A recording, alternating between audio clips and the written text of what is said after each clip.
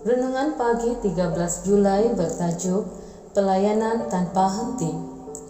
Dan setiap hari mereka melanjutkan pengajaran mereka di bait Allah dan di rumah-rumah orang dan memberitakan Injil tentang Yesus yang adalah Mesias.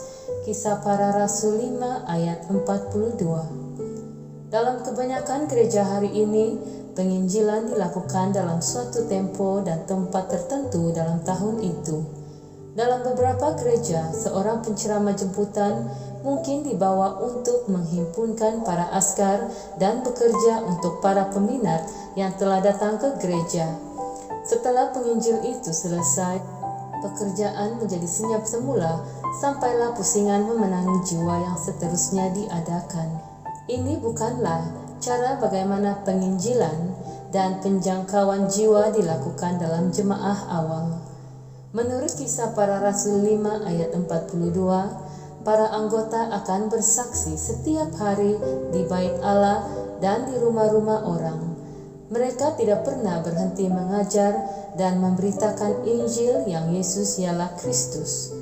Jemaah awal dengan jelas menunjukkan kepada kita hari ini bahwa penginjilan boleh menjadi lebih daripada satu kesaksian sekali-sekala, tetapi merupakan satu cara hidup.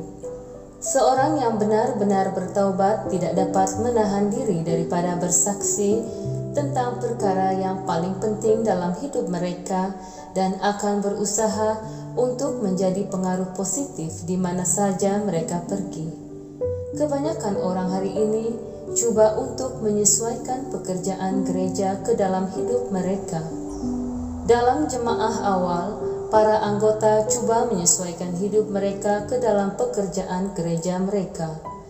Mereka pergi ke tempat kerja untuk bersaksi.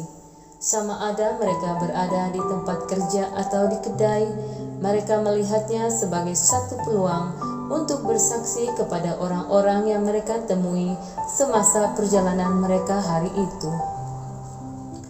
Tiada masa atau tempat yang dilihat sebagai satu masa yang tidak sesuai untuk mengatakan atau melakukan sesuatu untuk memajukan kerajaan. Ini sudah tentu tidak bermakna bahwa umat percaya dahulu akan melambaikan tangan mereka dan menjerit sekuat hati bahwa Yesus akan datang serta membuat gangguan di dataran awam.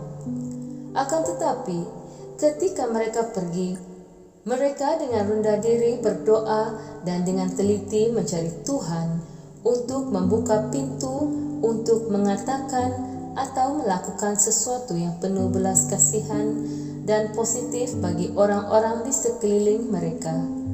Gereja dan masyarakat hari ini akan mendapat banyak manfaat daripada jenis pelayanan tanpa henti dan berkat kepada orang lain. Sekian, Tuhan memberkati. Shalom.